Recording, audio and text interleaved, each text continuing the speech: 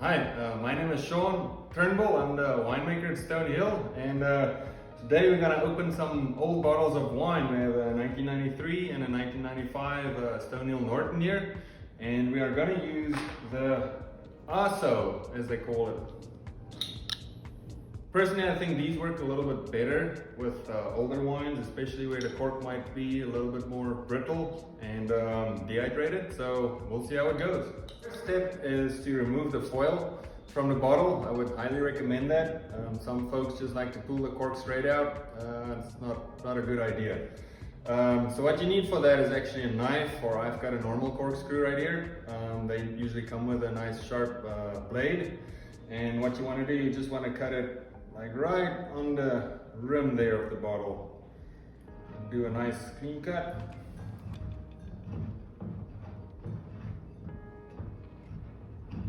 And peel it off just like that. So now we're going to attempt opening this bottle. For that we will need the ASO. As you can see, it's got a long prong and a shorter one. The first thing that you want to do is put it on a nice sturdy table, because you are going to put quite a bit of downforce on it. And what you want to do first is insert the longer prong. And the prongs are going to go in between the glass and the cork.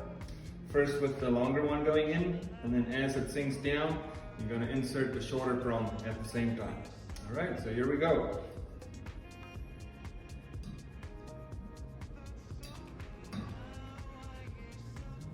Okay, so I've got it just inserted very gently. Now comes the important part that most people maybe don't know. As you push this down, you have to wiggle it. And that'll just help keep the cork in the correct position. If you're just going to push it down, it actually can force the cork all the way down in the wine. Alright, here we go. Just gently, that's all you need to do.